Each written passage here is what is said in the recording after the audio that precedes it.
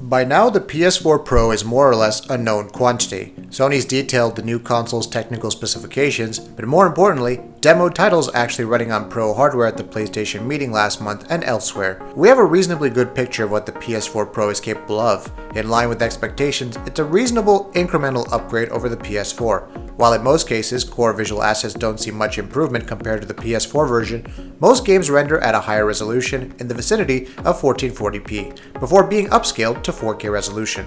Frame rates are more or less the same, with some cases like Call of Duty Infinite Warfare, where the original PS4 actually appears to have the edge in terms of a smoother frame rate. This situation is due in part because of Sony's platform parity policy, taking forward their claim that the PS4 Pro and the PS4 are both PS4s. Rendering resolution is presently the only major difference between the two in-game. This may very well change. If or when developers start targeting 1080p on the PS4 Pro, we'd see games with meaningfully better visuals and frame rates than what's presently available on the PS4. This is something well within Sony's control in policy terms. What's less clear is whether a month before release, they might consider tweaking the Pro's hardware, especially in light of the looming Xbox One Scorpio launch next year. To put it bluntly, the PS4 Pro is simply not capable of running AAA games at a native 4K, and at the end of the day, an upscaled image will never be as sharp in presentation as native 4K output.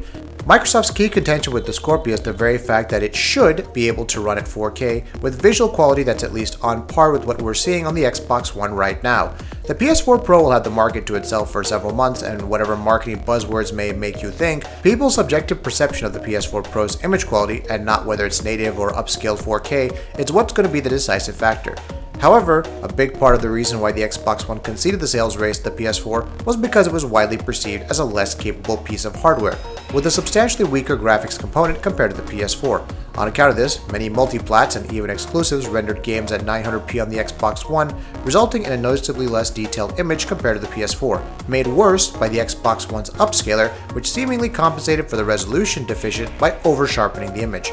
A lot of people bought PS4s because at a given price point, the PS4 simply offered a better visual experience in most multiplats. With resolution gates still fresh in mind, Sony might be wary about releasing what is most certainly a less technically capable console than the Xbox Scorpio. But with production well underway and less than a month to release, is there anything that Sony can viably do to up the PS4 Pro's hardware capabilities?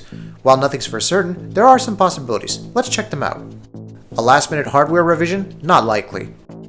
In the event of a last-minute spec bump, this is the single most likely thing Sony would consider doing. Because the PS4 Pro is in production at the moment, it would be next to impossible to make meaningful changes to its hardware. With regards to the SoC, the CPU, and the graphics component, Sony would have ordered it in bulk from AMD well before the Pro hit the production line, so there isn't scope for change.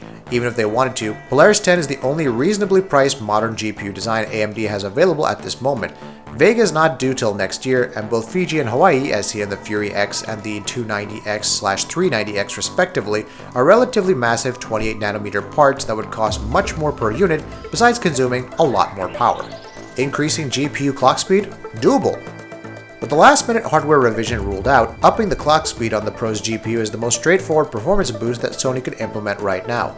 Polaris 10's desktop iteration, the RX 480, has a boost clock of 1266 MHz. Even when accounting for thermal throttling, our own testing has shown that the 480 runs at above the 1200 MHz mark, most of the time that is. In contrast, the PS4 Pro's GPU is clocked at just 911 MHz, 30% lower than the 480. Because there is a near linear correlation between core clock speed and frame rates, upping the core clock on the PS4 Pro's GPU could very easily translate into a 20 to 25% frame rate boost across the board. As Infinite Warfare has shown us, the Pro evidently has trouble maintaining even PS4 levels of performance when running at higher resolutions. A bump to GPU clock speed could help ensure that games run smoothly on the platform. On account of the move to the 14nm process, Polaris 10 makes substantial gains in terms of thermals and power consumption. Due to its beefier 310-watt power supply, the PS4 Pro offers 60 watts of extra power headroom as compared to the original PS4. In terms of power consumption, the RX 480 at 1266 MHz has a TDP of 150, just 20 watts higher than the Radeon 7850, the closest desktop counterpart to the original PS4's GPU. Despite the increase in CPU clock speed with the Pro, there's almost certainly enough power headroom to up GPU clocks. Why? Because both the Pro and the PS4 feature a pair of very low-power quad-core Jaguar CPU modules. The PS4 Pro CPU is essentially a pair of Athlon 5350s stuck together. The 5350 at 2.05 GHz is clocked substantially higher than the 5150 at 1.6 GHz, but both have a 25-watt TDP because those low-profile, low-performance Jaguar cores simply do not use that much power. Moreover, the PS4 Pro's substantially larger chassis would dissipate excess heat better. Upping GPU clocks is win-win. Higher performance would take some of the wind out of Microsoft's sails before the Scorpio even comes out, and this is something that's easy enough to be delivered via a simple firmware update. Do you think Sony will tweak the PS4 Pro at the last minute? Let us know. Like this video? Why not give us a like and subscribe? We try and upload amazing videos almost every single day.